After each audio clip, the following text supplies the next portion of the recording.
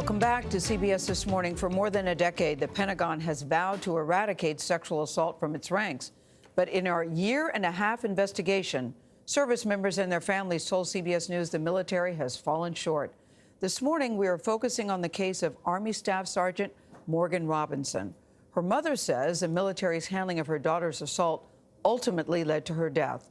She spoke with CBS Evening News anchor Norah O'Donnell as part of her exclusive investigation. Morgan Robinson knew from a young age she wanted to join the military. When she turned 21, she said, "Mom, I got to talk to you." And she told me then that she had joined. She'd been in the Army National Guard 6 years when she was sent on her first deployment to Kuwait in 2016. What happened to Morgan while she was serving abroad?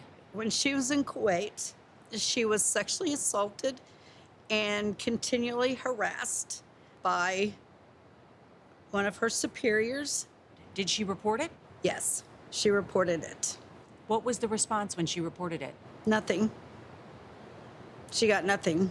While on that same deployment, Morgan was sent to Afghanistan, where she was sexually assaulted again.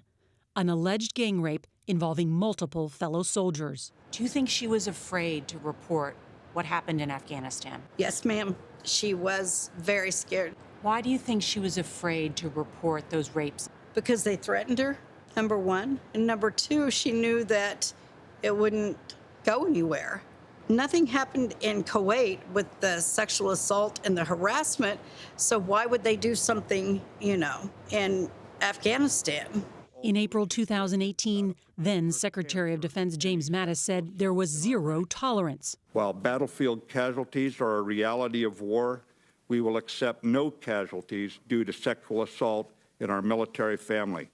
4 months later, Morgan died by suicide. You pray that that's not how it's going to end up. It wasn't a matter of if, it was a matter of when. The Army launched an investigation into her death. I tried to take a look at the copy of the investigation that you got. Here it is. Yes, that's it. That's what I don't get said. it. It's Yes. just blank page after blank page. Yes. They gave you this? Yes. They gave you 100 copies of blacked out pages? Yes. I just didn't understand how they could actually stand there, look me in the eyes, and hand that to me. Does it make you believe they're trying to cover something up? Of course. At the time, a principal policy advisor to the military sexual assault program reaffirmed the Pentagon's commitment to hold itself accountable. The department remains committed to our goals of ending sexual assault in the military, providing the highest quality response to service members, and holding offenders appropriately accountable. But what Debbie found in the unredacted pages of the report into Morgan's death told a much different story. The investigation into her death says Sergeant Robinson suffered sexual, physical, and psychological trauma while deployed. The sequelae of this trauma was a factor in her death. Yes. So they acknowledge it. Yes. In your opinion, what led to your daughter's death? The military, the way they did not handle what happened. What needs to change? They can't police themselves. How can you investigate yourself? You can't. 8 months after Morgan's death, her command issued the officer who assaulted her in Kuwait a written reprimand. If I was a commanding officer and if I had kids, what would you think if that happened to your daughter or your son? What would you want to happen to them? Justice. Are they just going to sit back and it's okay? They would want justice also.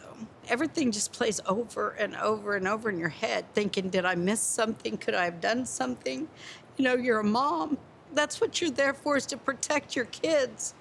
And I couldn't protect her. The Army declined our request for an on-camera interview, but said in a statement they conducted a full investigation and took appropriate action against the reported perpetrator. What do you want people to know about what happened to your daughter? To know that she was doing a job that she loved. It was for her country. And to think that that's what took her life. That's what broke her. They wanted her body, and they took her soul. Think about that. They took her soul, according to her mother. Now, the Army told us that their thoughts and prayers go out to the family and friends of Staff Sergeant Morgan Robinson. Gayle, they say they're committed to stopping sexual assault and supporting victims, but there are still so many questions left out there. I'll say those stories tell another thing. I can only think of the desperation and fear that Morgan must have been feeling. Do you know any of the additional details of what happened to her? Yeah, I mean, her mother tells us that she did not report that assault, that alleged gang rape in Afghanistan because she was terrified. She was terrified after what had happened in Kuwait, when no one would believe her, when nothing happened. And the numbers back that up. I mean, the military does studies on this. And one of the military studies says that 64% of women who reported an assault say they were retaliated against after. So you think the right thing to do is, you know what, let me report this. Let's hold this perpetrator accountable. And then what happens to the victim? They're retaliated against. They're harassed again. And that's why we really wanted to tell the story of Morgan Robinson and others, Nicole Burnham last night, because these women who volunteered to serve our country are then retaliated against for doing the right thing by reporting these criminals, alleged criminals, and then they end up being severely traumatized and died by suicide. I thought Morgan's mom raised a good point. How do you police yourself? How do you come up with an investigation when you're the ones who are in charge of the investigation? I know you and your team have been working on this for a long time. Kudos to your team, by the way. What else do you have coming up? Yeah, it's a good point, and the producers on this part of our CBS News investigative team have spent so much time digging through all those papers, that what I held up to show you, the reports that are just blacked out and redacted. That's part of this investigative work that goes on and sort of trying to tell the story here. Gayle, you hit the nail on the head. Can the military police themselves? That's the question.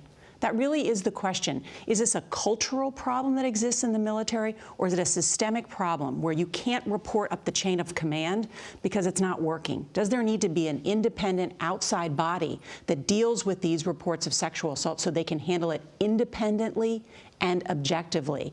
And certainly that's been the discussion in Congress. Congress is going to focus on sexual assault and harassment and abuse in the military because of the I Am Vanessa Guillen Act. Yeah. You remember Vanessa Guillen from Fort Hood, and many people do know how she was so brutally murdered. So there's a spotlight being focused on this, and the question is whether there should now be a Me Too movement in the military. Yeah, well, listen, whether it's systemic or cultural, what we do know, it's a problem, and they need to do something about it. Thank you, Norah. Thank you, Gayle. Something tells me things will change after this. Thanks a lot. CBS News' four-part investigation continues tonight on the CBS Evening News with Norah. We'll hear from survivors of sexual assault in the military in their own words. And then tomorrow on CBS This Morning, what Norah learned from whistleblowers hired to work inside the military sexual assault program about the problems they saw with how the cases were handled.